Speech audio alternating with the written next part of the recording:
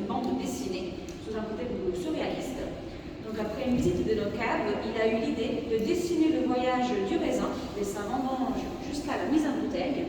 Et donc avec cette bille blanche, je vais animer le parcours pour voir comment la baie de raisin sera transformée en champagne. Donc on va bien évidemment tout d'abord sélectionner les types de cépages. Donc, la maison Ruinart travaille uniquement avec le chardonnay, qui est toujours le cépage emblématique au cœur de nos cuvées, ainsi que le pinot noir et le pinot meunier. Les trois seront récoltés à la main et puis on va les presser avec des pressoirs pneumatiques afin d'éviter d'écraser les pépins qui donneraient donc de la verdure et de l'amertume aussi à moment. Quand on aura extrait donc un jus très aromatique, il sera placé dans une cuve en inox pour la première fermentation alcoolique. Donc entre 7 et 8 jours, les levures vont s'activer, transformer le sucre en alcool et on obtiendra ce qu'on appelle un vin tranquille. On en aura plusieurs en fonction des cépages et en fonction des parcelles aussi, d'où le raisin est issu. Et notre chef de cave, Frédéric Manayotis, avec son nez et son palais, va pouvoir chaque année donc, assembler les différents vins pour vous garantir toujours le même style et le même profil aromatique.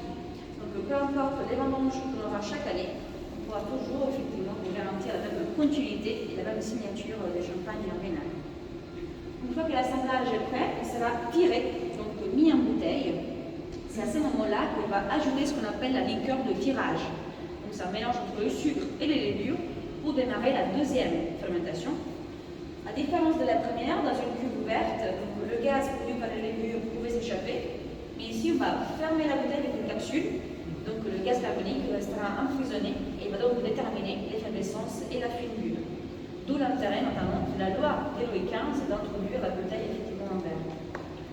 On va ensuite coucher les flacons pendant plusieurs années pour la maturation. Donc on est sur 3 ans minimum chez Ruinart, pour une cuvée classique, jusqu'à 10 voire 12 ans pour une cuvée de prestige d'Homme Ruinart. Pendant ce temps, encore une fois, les levures seront activées et continuera plus de sucre à grignoter. Ils vont se déposer sur le fond de la bouteille. C'est l'autolyse. Donc on va avoir un dépôt des sédiments qui pendant la maturation vont enrichir le bouquet, le rendre plus complexe et plus onctueux. Mais dans d'autres termes, on devra se débarrasser. C'est pour ça qu'il va falloir remuer les bouteilles, donc les retourner et incliner progressivement pour que les sédiments descendent dans le col et donc on puisse les expulser.